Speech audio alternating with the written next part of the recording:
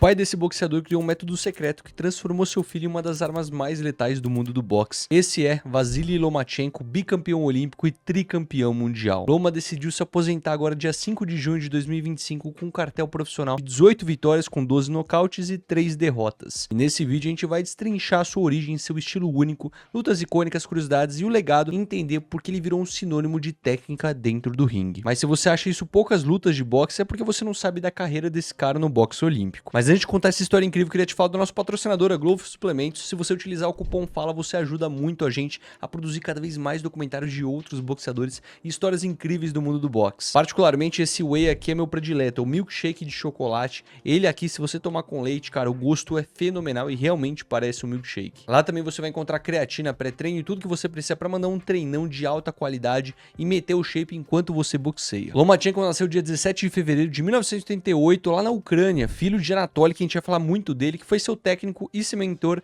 Vasily foi guiado desde menino para ser uma máquina mortífera no mundo do boxe. Ele foi criado numa disciplina muito rígida que ele herdou do pai dele, que fez que ele conquistasse 396 vitórias com apenas uma derrota no boxe olímpico. A gente tem que falar da carreira dele porque ele brilhou nos Jogos Olímpicos de 2008 e 2012, conquistando o ouro nas duas edições, e passou para o profissionalismo logo em 2013. Logo no seu terceiro combate, ele conquistou seu primeiro cinturão mundial, igualando o recorde de Saesan Musarin. Pô, bota o nome dele aí, os nomes difíceis que aparecem pra mim aqui também no mundo do boxe, né? A sua história não é só de vitórias. Em 2022, durante a invasão da Rússia, ele se alistou às forças de defesa territorial da Ucrânia, mostrando o amor à pátria além do ringue. A carreira dele sempre foi movida por mais do que só títulos. Fora do ringue, ele também é um herói. Voltando ali às origens lá na Ucrânia, quando seu pai ainda fazia os seus treinos, olha que bizarro que é essa situação. O pai dele fez ele treinar dança ucraniana por 4 anos, fazer ginástica olímpica, trabalhar coordenação e ritmo corporal. Cara, o resultado de tudo isso foi um footwork fora do comum.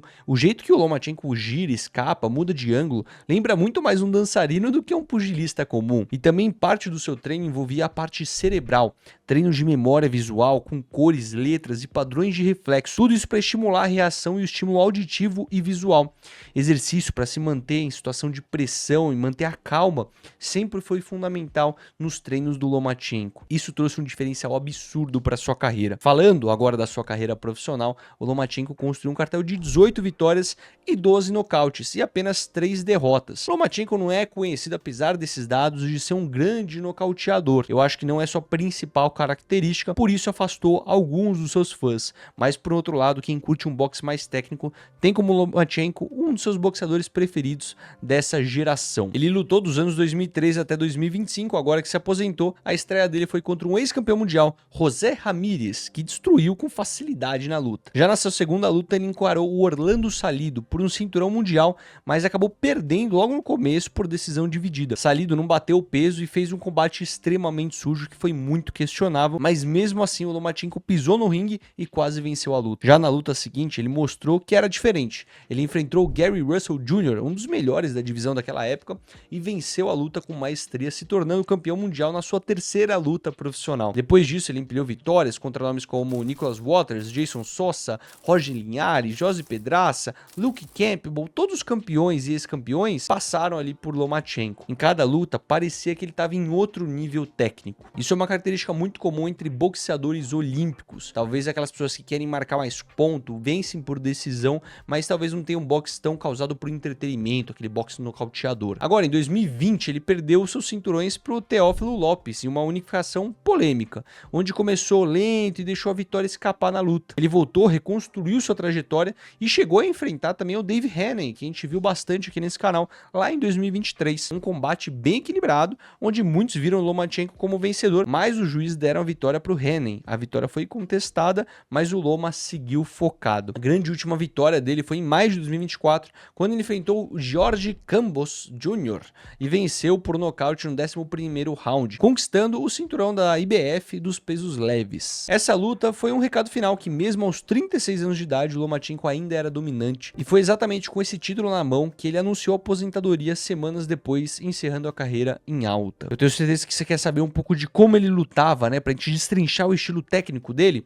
O Lomachenko é um lutador que faz o oponente parecer bem iniciante ainda, devido ao seu alto nível técnico. Ele combina um estilo de footwork impressionante com volume de golpes, ângulos inesperados inesperados, e o trabalho de pé dele é tão fluido que em questão de segundos ele já tá atrás do adversário, disparando combinações sem dar chance de resposta. Essa movimentação, como eu comentei, é fruto de uma coisa inesperada, que foi que ele fazia aulas de dança ucraniana, e realmente isso ajudou muito ele ter equilíbrio, ritmo e coordenação motora. Mas além dessa movimentação, o Loma também é um mestre da distância. Ele trabalha muito bem os passos curtos, jabs constantes, uma leitura corporal e uma inteligência dentro do ringue de se impressionar.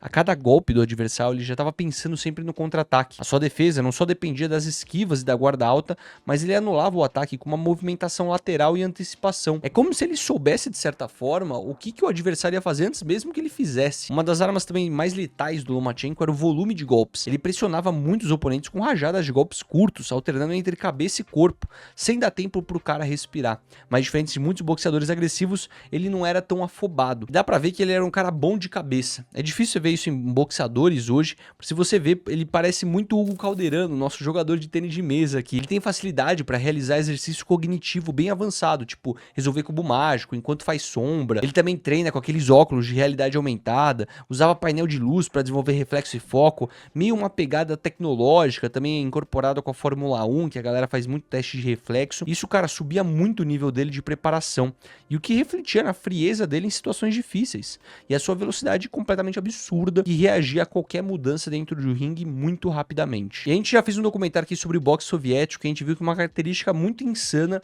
é que eles fazem muitas lutas no boxe olímpico, no boxe amador, e no caso do Loma foram 396 vitórias e apenas uma derrota. Essa única derrota foi pro Albert Sermilov, e adivinha, o Lomachenko buscou e conseguiu a vingança, vencendo o Sermilov 2 vezes depois disso. Esse histórico não só impressiona, mas mostra a mentalidade de ajuste e superação que poucos têm. O Lomachenko, ele não foi só um campeão do boxe, mas um cara que ganhou um título. Ele redefiniu o jeito de lutar boxe, um estilo muito técnico, criativo, fluido, e que virou referência para muitos jovens boxeadores. Muitos tentam copiar os seus ângulos, seus ataques, seus giros rápidos e a sua quebra de tempo pro adversário. Dentro do ringue ele mostrou que tem uma técnica bem apurada e tão letal quanto a força bruta. Seu impacto também foi fora das cordas do ringue de boxe. Durante a guerra da Ucrânia, Loma trocou os treinos por um uniforme militar, defendendo seu país. Isso elevou ainda mais o seu respeito entre fãs, colegas de profissão. Poucos atletas de elite fariam esse tipo de escolha, que estão no auge da sua carreira. A gente viu de certa forma, mas ainda assim um pouco diferente, o caso do Muhammad Ali, que optou não ir para a guerra. Mas ali era um caso que envolvia também ideologias políticas. E por mais que ele não tenha se aposentado sem unificar todos os cinturões dos leves, seu nome já está gravado na história, seja como o High-Tech ou The Matrix, que são os seus apelidos, ou apenas Loma, ou Lomachenko. Ele sempre será lembrado como o cara que trouxe a arte e inteligência para dentro do ringue. Não esqueça de utilizar o cupom FALANAGROWTH e assista agora o documentário que a gente fez do Gervonta Davis, um dos primeiros documentários que a gente fez nesse canal sobre um boxeador. Se você entrar aqui no nosso canal e maratonar os vídeos, você vai ter horas e horas de documentários de boxeadores famosos. Espero que tenha gostado desse vídeo, um forte abraço e até mais.